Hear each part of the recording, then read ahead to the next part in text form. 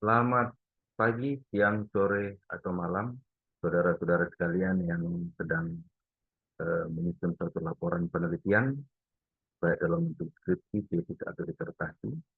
Pada malam hari ini kita akan sama-sama berdiskusi bagaimana cara membuat latar belakang sebuah penelitian.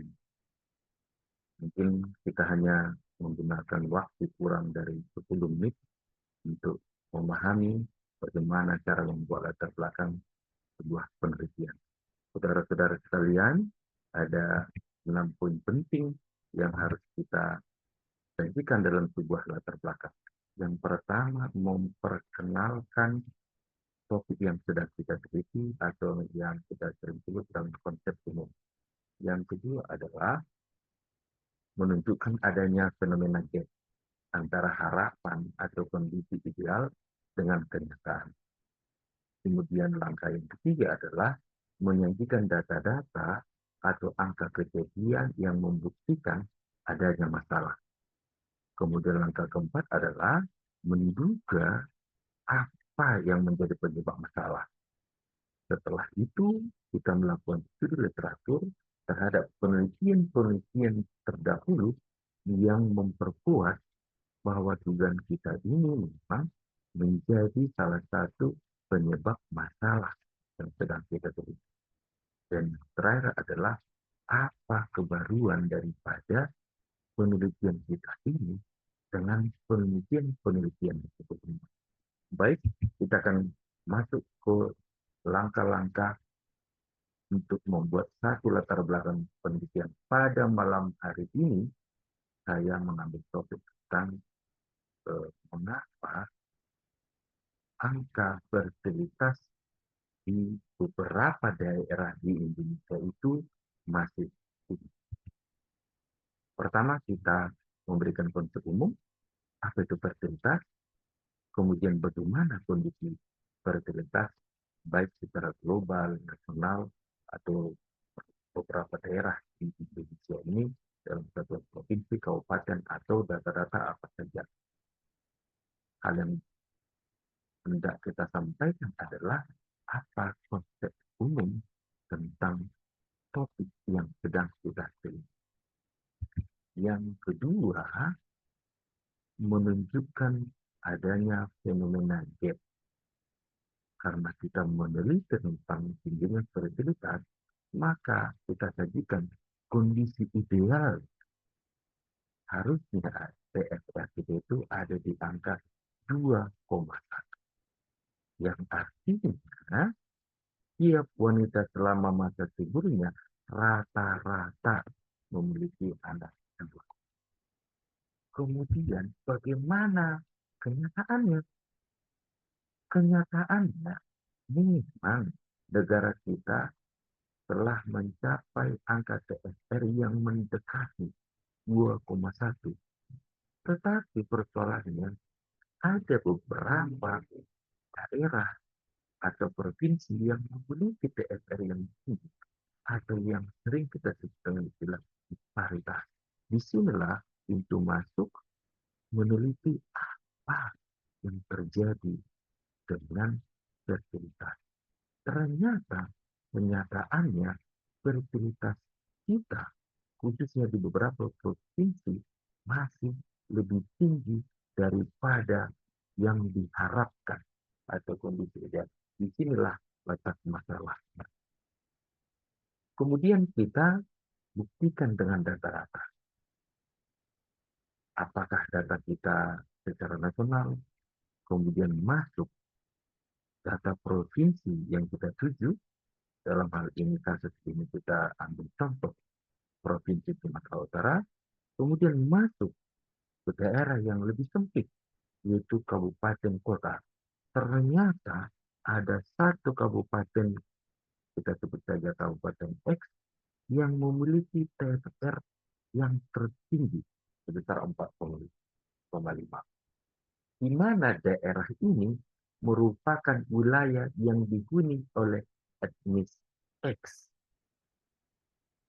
Hal ini berkaitan dengan dugaan kita bahwa salah satu penyebab masalah tingginya fertilitas adalah faktor budaya yang berkaitan dengan etnis tertentu yang ada di Sumatera. Ada satu penelitian sebagai justifikasi kita untuk mendorong kita pada dugaan tersebut. Ternyata penelitian yang menggunakan data sensus tahun 2010 memang dari 15 etnis utama atau yang besar di Indonesia, ada satu etnis, yaitu etnis X tersebut yang memiliki fertilitas yang tinggi yang ada di Sumatera Utara. Nah, kemudian kita tarik lagi, apa faktor budaya yang dimaksud? Ternyata masyarakat atau etnis X tersebut memiliki konsep tersendiri tentang fertilitas. Mereka menganggap bahwa anak merupakan jalan untuk mencapai kebahagiaan atau kesuksesan hidup. Karena hal ini berhubungan dengan garis keturunan yang patrilineal ditarik dari kehadiran anak laki-laki. Sehingga posisi anak laki-laki menjadi penting. Ketika tidak memiliki anak laki-laki, upaya untuk memperoleh anak laki-laki itu akan terus dilakukan, akhirnya akan berdampak pada tingginya fertilitas. Ini tentunya berhubungan dengan aspek budaya. Dan sekali lagi, ini masih dugaan penyebab. Kemudian kita buktikan atau kita kaji dari hasil-hasil literatur atau penelitian-penelitian sebelumnya.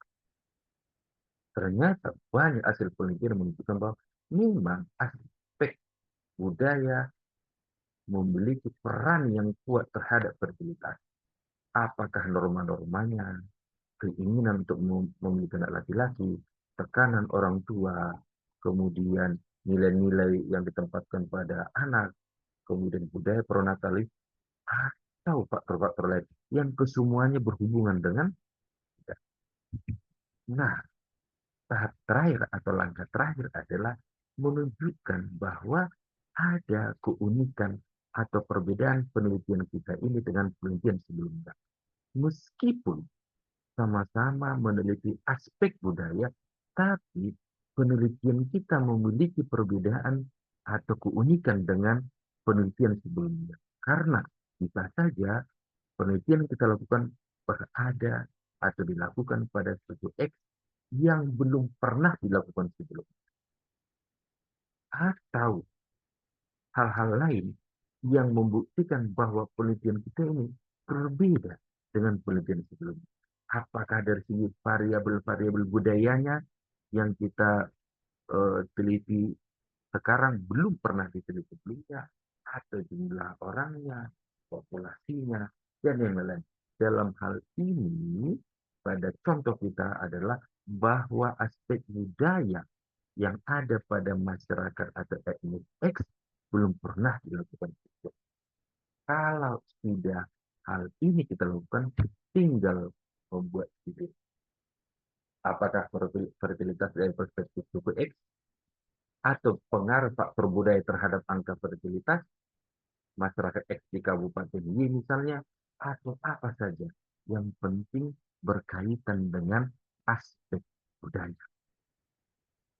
Jika tahapan-tahapan ini sudah kita lakukan, maka ketika kita sidang skripsi atau disertasi ada pertanyaan tentang mengapa saudara mengangkat judul ini, tentu Anda akan dapat mudah dan demikianlah bahan kita pada hari ini tentang bagaimana membuat latar belakang yang lebih baik dalam sebuah penelitian. Mudah-mudahan bahan ini atau materi ini membantu saudara-saudara untuk memahami bagaimana membuat latar belakang. Terima kasih, sampai bertemu di video-video selanjutnya.